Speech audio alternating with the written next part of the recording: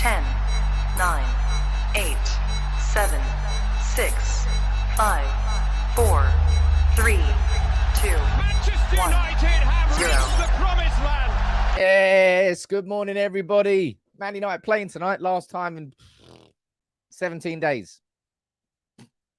That's a long old break. We've obviously had the Leeds game postponed, the Palace game postponed. Now we've got the international break coming. Our next game after today is going to be Manchester City away. Woo, that's going to be a spicy one. But look, let's focus on today. Let's focus on tonight. Man United against Sheriff Tiraspol in the Europa League. No, it's not the competition we want to be in. But we lost the first game, and we have to go out and absolutely put a statement out tonight. Erik Ten Hag is making it abundantly clear that he will not accept complacency from these players. And complacency is a problem, an Achilles heel of this United team that's been there for a good few years. I'll be speaking about that all this morning. We'll speak about the latest team news on Rashford, his comments on De Gea, his comments about the overall squad ahead of tonight.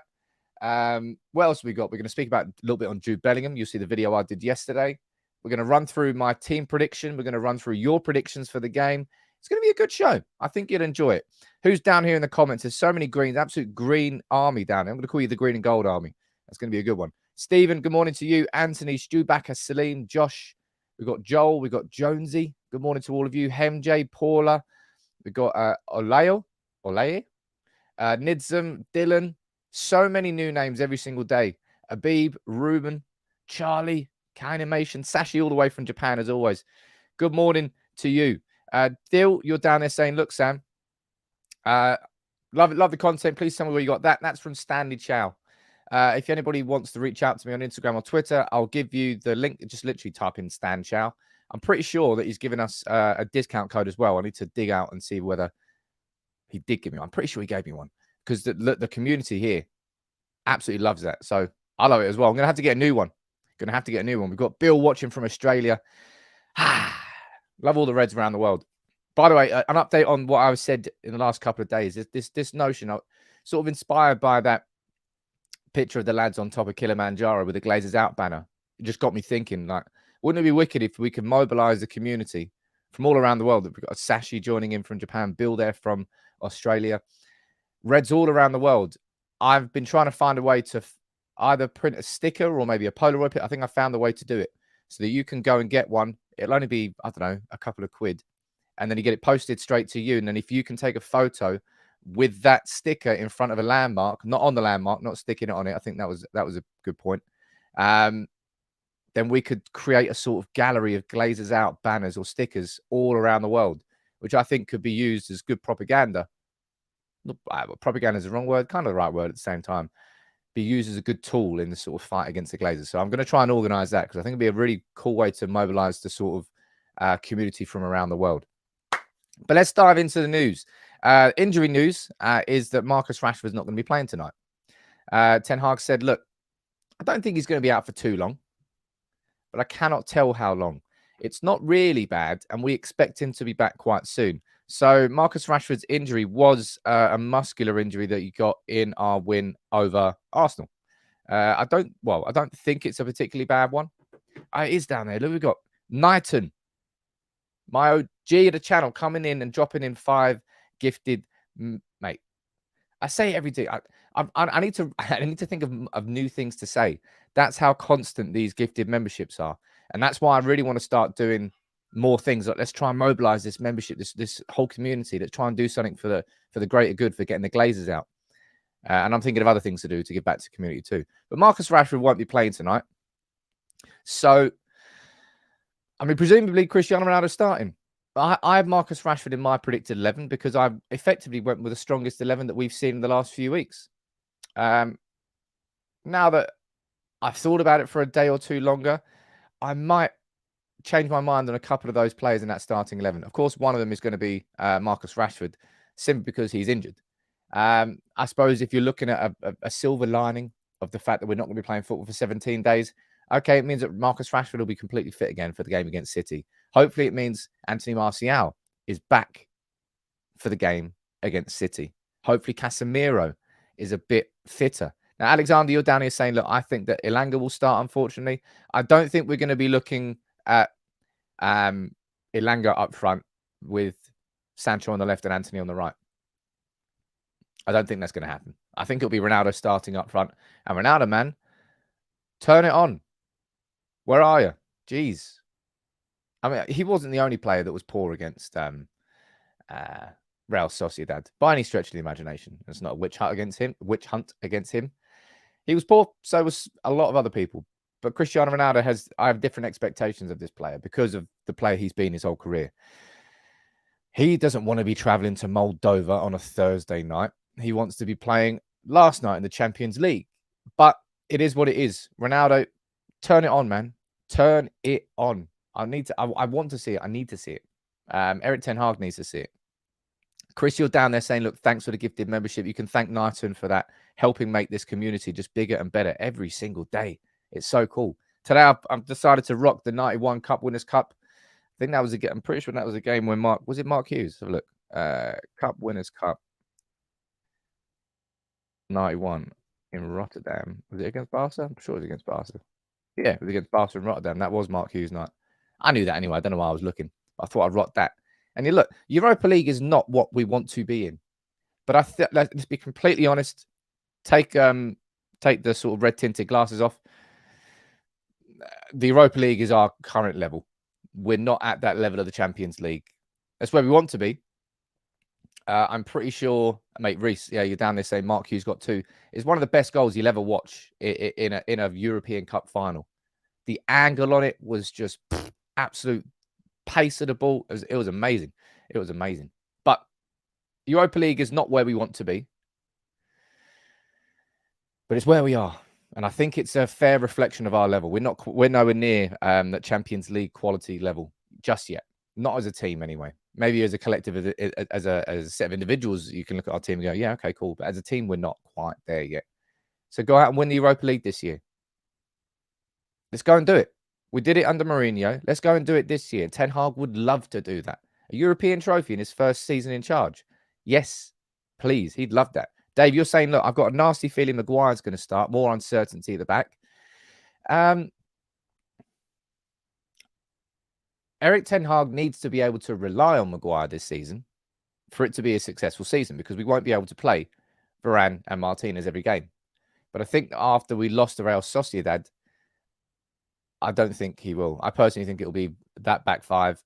You might see Luke Shaw coming in. I'll run through the team news. Well, not the team news, my team prediction a little bit later on in the show. We'll do that as the final bit. So make sure you stick around if you want to get involved in that. But I don't personally think he's going to be starting Harry Maguire tonight. But in terms of the players that do start, this is such a big part of what's been the problem of United for so many years, and that's complacency. Under Solskjaer, we had such a good record against City and Guardiola. It wasn't that bad against Liverpool as well. It was towards the end.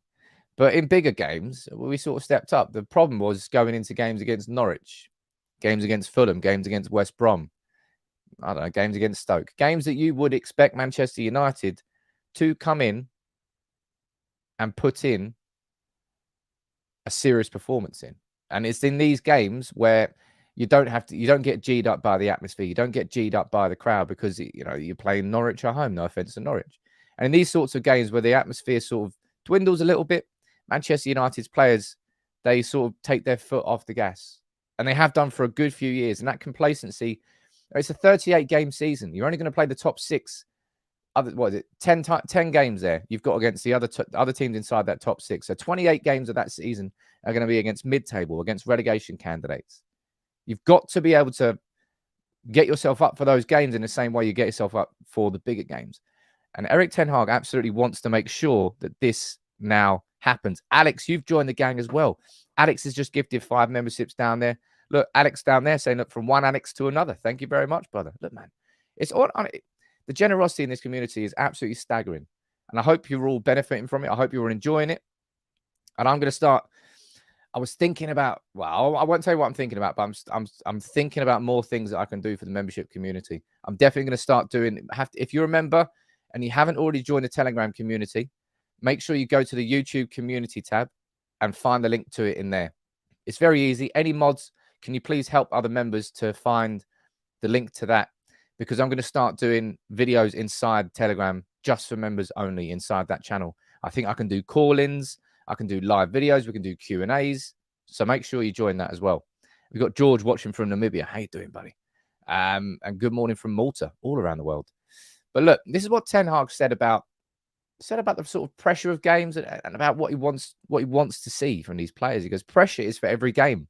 We have to win every game. When you lose the first game, you have to win the second. So we know what our task is. We always play a strong team. So tomorrow we will definitely play a strong team. Because as I said, I've just got this picture here. It's got absolutely nothing to do with Ronaldo. I just typed Man United complacency into Google. This was the first one to come up. I don't know why I have to defend myself about Ronaldo too much.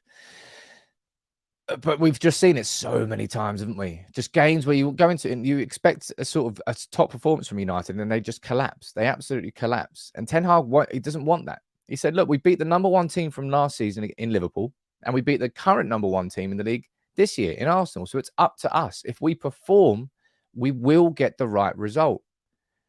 And Erik Ten Hag is trying to change a mentality inside this squad.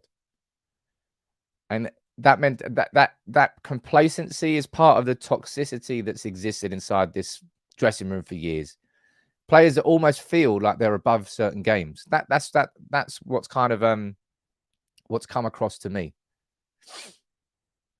In my opinion, that's what's come across to me. These players, they look at the game against Norwich and then, I don't know, West Brom, and they go, oh, all right, cool. I'll play that game, but I'm better than that. That's the way it's come across in how we've actually played. That can't happen under Ten Hag, and he's trying he will try his hardest to make sure that does not happen. Alex down there saying, would be nice to have a good lead at half-time versus a mid-lower team and rest half the squad. Man, that's what you can do. Back under, I'm harking back to the old Fergie days, but games at Old Trafford at home, we've scored in the first 15, 20 minutes so often that it allowed us to sort of sit back, control the game, and then just, hit on the brake, get the second, get the third, be in cruise control. That's what we need to see. Pirolas, you're saying, look, we shouldn't underestimate Sheriff. Yeah, mate, the Sheriff last season, they beat Real Madrid at the Bernabeu. They beat Shakhtar Donetsk at home. It won't be a complete pushover. Two very different things there. What's this one here? Yeah. Said, look, I think our players are used to playing every third day a game. If that's not the case, we use the days for training sessions. We are well prepared for the game tomorrow. For me, it's come across that Ten Hag is just making it abundantly clear, this message to these players. He's like, look, I don't know what he said in the dressing room, obviously, but he gave these players an opportunity, the second team an opportunity against Real Sociedad. They let him down.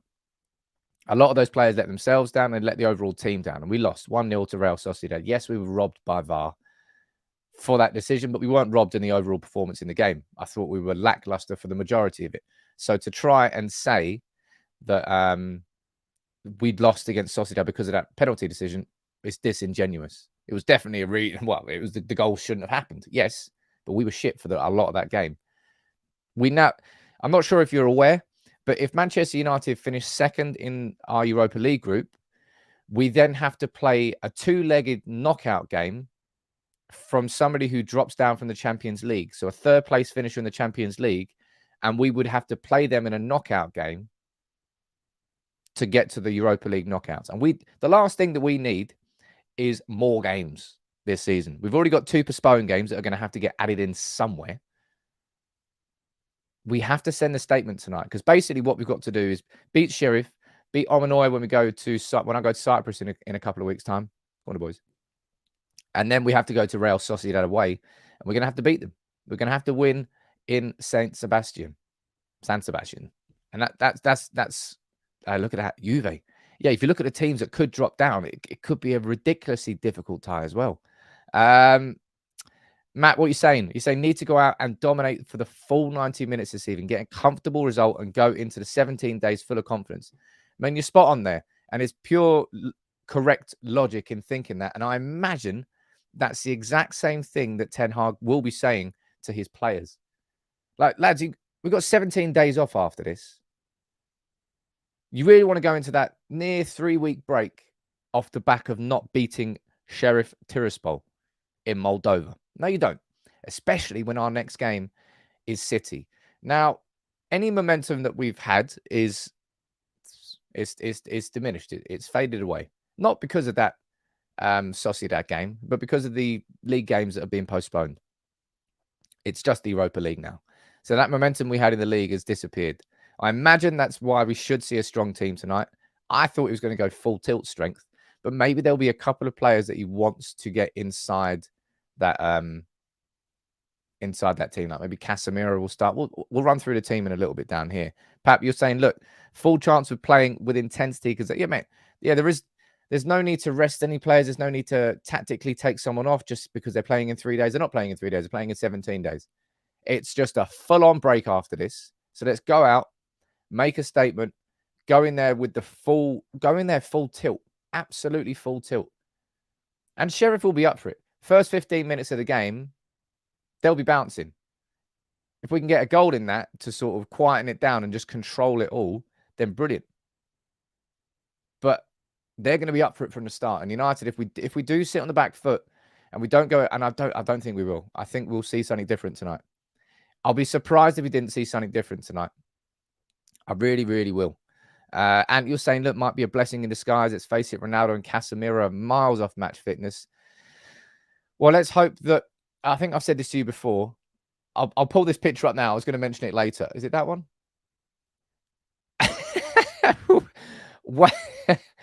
What are those sunglasses? Sorry, it just made me laugh. But Ronaldo, yeah, I hope he uses this international break. He goes away with Portugal. I'm presuming they're playing a couple of games. He goes there, and he goes, you know what? I've got the World Cup coming up now in 2 months' time, I think it starts. He knows he's not fit enough to go with the best in the World Cup. So he needs, first of all, to get rid of those shades. They're not working for you, Ronnie. All right, they're not working for you. You're better than that. Just nice little straight pair of Ray-Bans. Let's not confuse the situation here. But he has to go to that international break and use it as a platform and go, you know what? Let's fucking do it. We've got 9 games in October. He's going to play plenty of football. And if he wants, and as I said, this will be the last chance for Ronaldo to win a World Cup.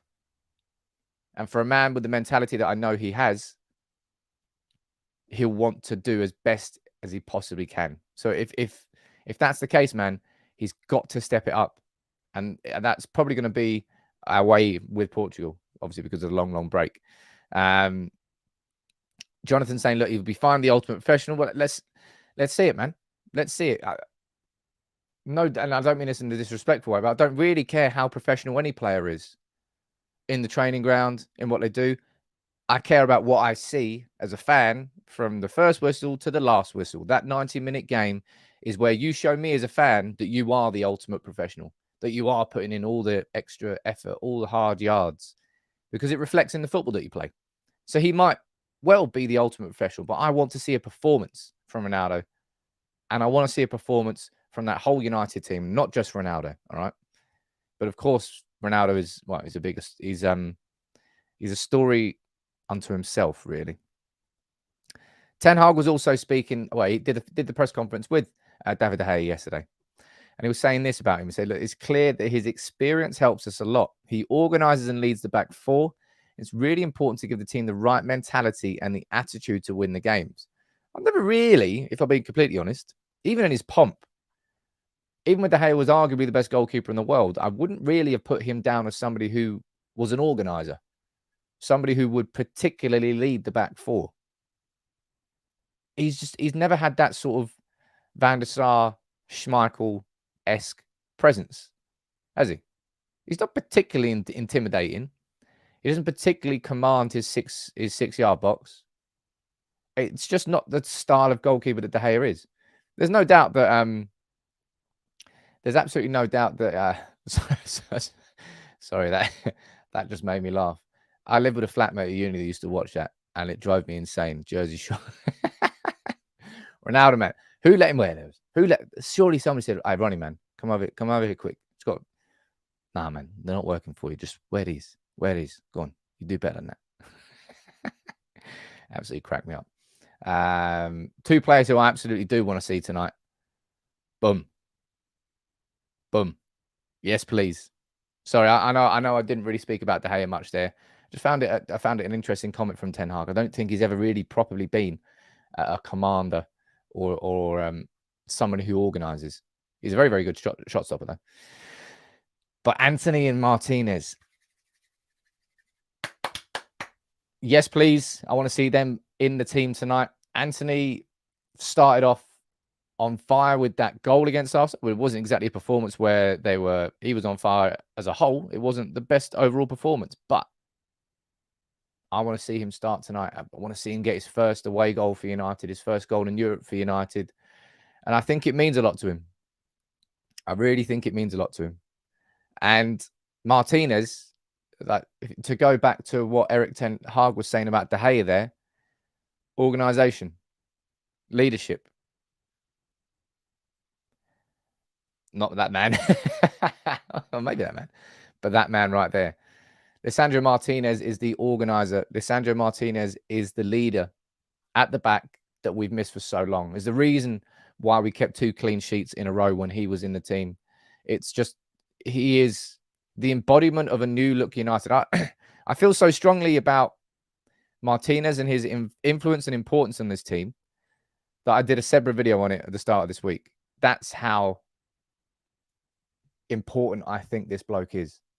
And I think he'll come straight back in tonight. After the tepid performance against Real Sociedad, he came on, at halftime, didn't he? No, was it halftime? I think it was halftime.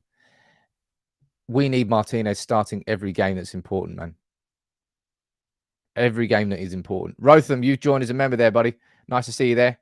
Let me know where you're watching from. Jonathan, I thought you didn't like Barry. But seeing as you've asked for him. We're gonna do it anyway. We're gonna do it anyway. We're gonna do it anyway. We're gonna do it anyway. Yes, Barry's still alive. Come on, Barry never dies. Barry's going to be on that parade bus later this season. Can't wait to get him on. Big up to Barry. He's been just. Barry's always there. Don't worry about Barry, all right? Barry the butcher. I mean, I don't think he's much of a butcher.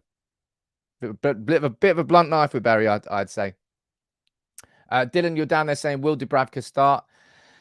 I mean, De Gea was sat alongside Ten Hag in the press conference, and that's normally an absolute nod towards the fact that that player is starting in the following game. I'd be surprised if Dubravka was to start. I mean, look, we all thought the number 2 was probably going to play in Europa League games. No, that's not what Erik Ten Hag has chosen to do. He's playing David De Gea. Now, yesterday, I did a video on a certain English central midfielder, Jude Bellingham. After reports, sort of like Sky Sports, where they did a video and they were speaking about Jude Bellingham and the fact that he's basically going to be the story of next summer. And he will be. If we're looking at transfers next summer, the big ones, it's going to be Jude Bellingham. Christopher Nkunku will probably be a big one.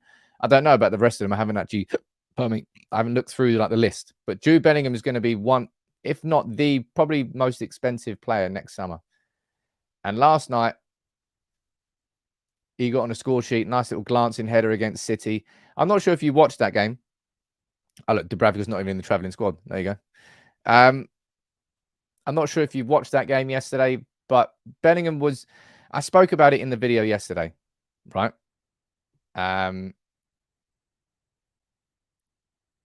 Bellingham is not a De Jong replacement in any way, shape or form, really.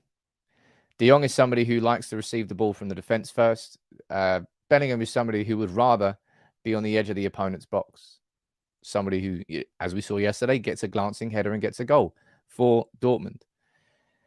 But whoever he goes to, and I personally think it's going to be the Premier League, simply because of the money that's going to be involved in it. And therefore, there's only 4 teams. It's going to be City, United, Liverpool, or Chelsea. Don't think Arsenal got a chance. And I don't think Spurs do either, not with the money involved. It's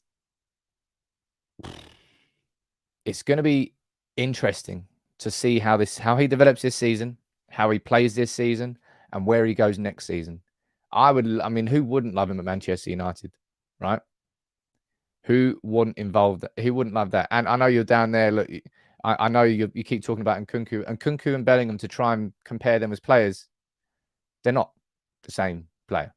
One is a central midfielder who can sit in his own half. Nkunku is somebody who plays across the front three positions and can play as a number 10. They are different conversations entirely. And it all depends on where I suppose, how much our budget is, and B, where our focus really is. Because our focus has to be on getting a striker. That's numero uno. Numero uno. Next summer is a striker, without doubt. And number 2 is a central midfielder, a la Bellingham or De Jong or anybody else. Now, in Nkunku, we know he's got a €65 million release clause. That is done and dusted. That is how much he will cost. So it won't really be a transfer saga per se. It's just he's got to choose what team he wants to go to, because there will be. It depends how he plays this year. I haven't actually looked at how he's been getting on. But David, you're down. I'll be completely honest. If I'm looking at the teams in the Premier League and I'm looking at who could have the most significant impact, I would say Bellingham would have the most significant impact on that Liverpool midfield compared to how much of an impact he'd have in this Manchester United midfield and how much of an impact he would have on that City midfield. Charlie's saying you're doing a video this afternoon. I'm not. We've obviously got a game at 5:45. So it'll be this morning. We have a little break this afternoon, and then we'll be here this evening. And I hope we absolutely tank them. I hope we tank them. That's what I want to see. Man United against Sheriff, we should be tanking them, and there's no disrespect to them. But Ango, you're saying, look, Bellingham's going to be a battle between. Let's have a look. Let's see who he goes to. But I'm going to watch Bellingham's progress this year with sort of a close eye. I want to see how he gets on, how he improves. But I think Liverpool are probably going to be the club that goes in strongest for Jude Bellingham. Again, it's just whether or not they actually have the money to spend on him, because if you look at the amount of investment that Klopp has had, well, certainly this summer anyway, they dwindled a little bit. I'm saying that they did spend 100 million on Darwin Núñez. Now, something happened yesterday, which so many people have been messaging me about. And no, I'm not going to do a video on it. I'm actually going to ignore the comments for the next 2 minutes or so whilst I just speak about it. Man United's Premier League squad was confirmed yesterday. 25, I think it's 20. Is it 20? Yeah, 25-man squad list, which of course comprises of 2 lists. Number 1 list, you've got over 21s down here, players over 21, and down there you have a separate list for players under 21. Standard, it's the exact same in the Europa League, and it's the same in the Premier League. Now, the big story from the main squad was that Phil Jones wasn't part of it. Phil Jones will not play for Manchester United at any point in the Premier League this season. I don't think he was registered for the Europa League. I honestly don't know what the hell he's doing. I mean, we really, really, really must not have been able to find him a club in this summer, because he's just been like cast into the shadows. He's not. I've never seen a picture of him training with the first team squad, unless I'm mistaken. He won't be involved in the Premier League. I don't think he'll be involved in the Europa League either. Phil Jones is just like a ghost until he leaves the club. It's just like, why don't you just terminate the contract? I don't really know what's going on with Phil Jones at the moment. I'll be honest, I'm completely confused. And of course, there's another name down here that everybody keeps mentioning me about. And that, of course, is Lord Voldemort. There he is down there. Now, the only thing I'm going to be saying on that is this: that Man United have insisted that he remains suspended, despite the fact that he's included in the squad.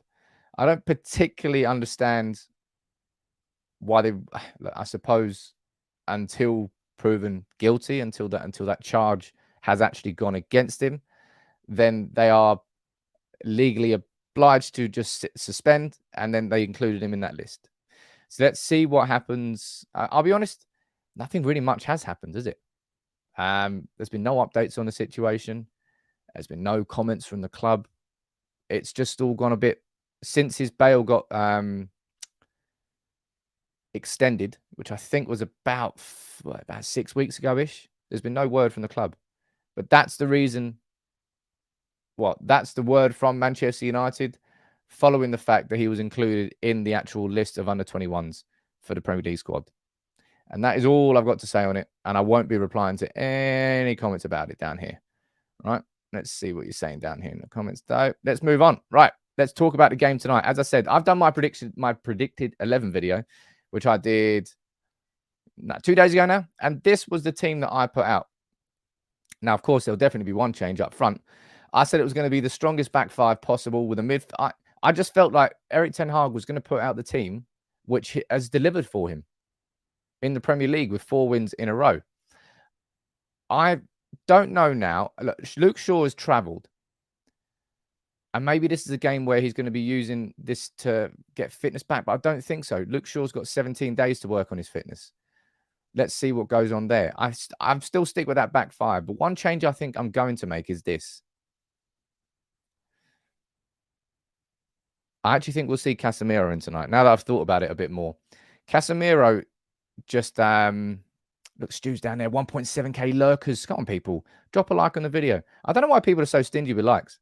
Maybe it's just because they're too far away from their phone when they start it. I have no idea. But come on, drop a like on the video. It will take you 1 second. Yeah, I think Casemiro will start tonight because he's short of understanding of the system. I think that's probably what I would explain Casemiro as. I don't think he's particularly short of fitness. You know, he had a full season, pre-season with Real Madrid. He's somebody who looks after himself a lot.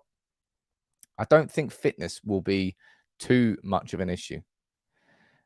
I feel like it's more understanding the system because I've seen this and I thought this was a fair comment that Casemiro at Real Madrid was somebody who effectively just stayed inside that was his role there. He didn't really have to move outside there, and he was so good at marshalling that part of the pitch that it just became second nature to him because he had Kroos and Modric in front of him. At United, there's a little bit more movement, a little bit more fluidity, and positionally, I think it's changed for him a little bit.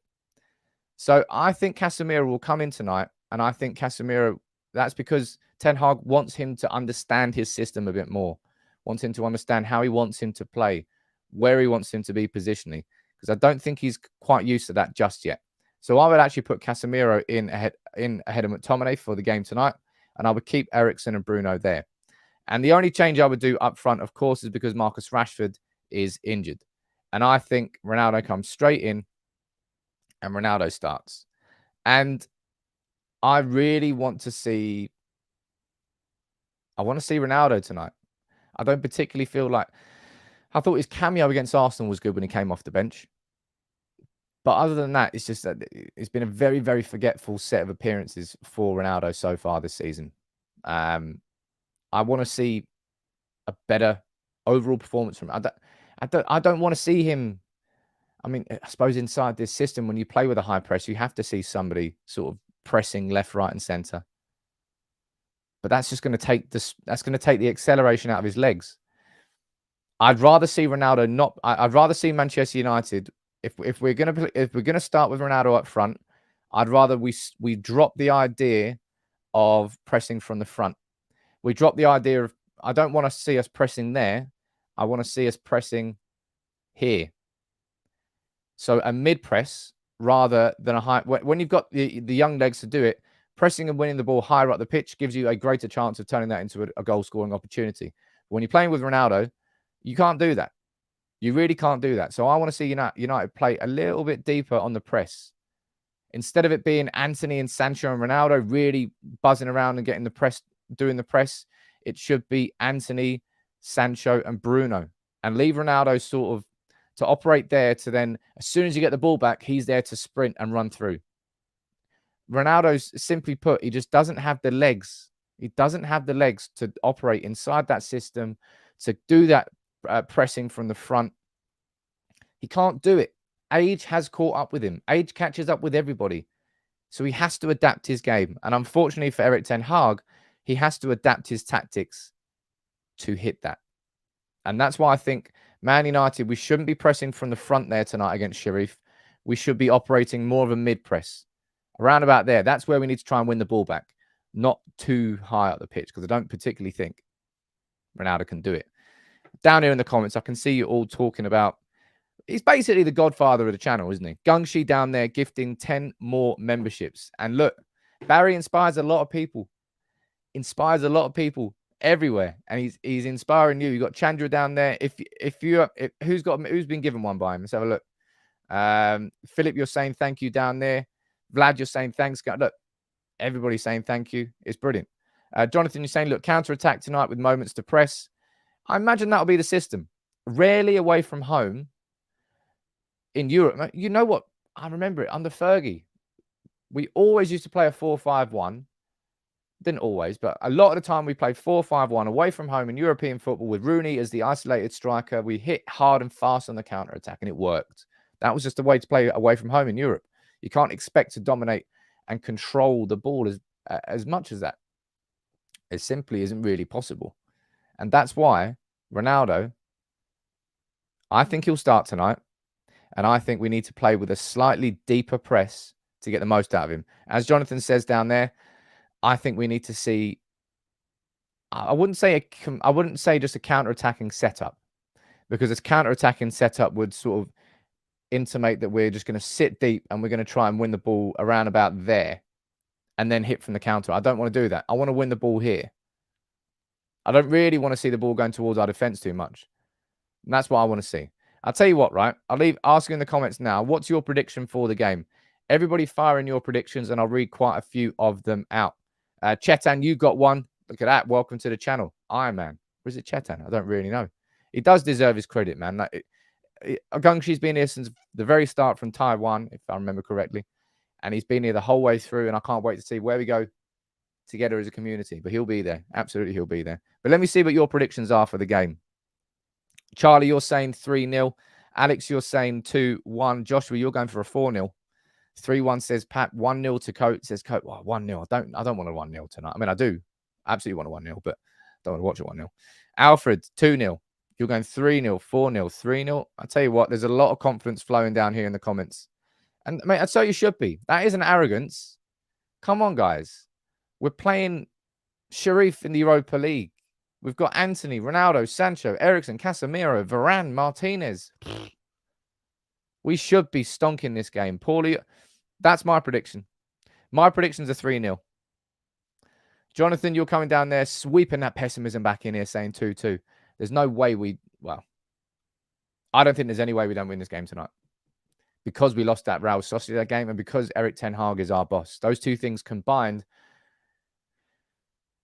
means that if we don't win tonight, there will be consequences, quite big consequences. Erik Ten Hag learned from his lessons from the Brighton and Brentford games, and he made sure that they weren't repeated in the next 4 Premier League games. He learned a lesson about his squad in that Real Sociedad game, and he won't repeat the mistakes in changing a ton of the players. And I don't think these players will afford themselves mistakes tonight. And that's why playing the likes of Anthony, of Eriksen and Martinez, the new signings, that's what we need today. I think, look, no, they did. Sheriff, they beat Real Madrid in the Bernabeu.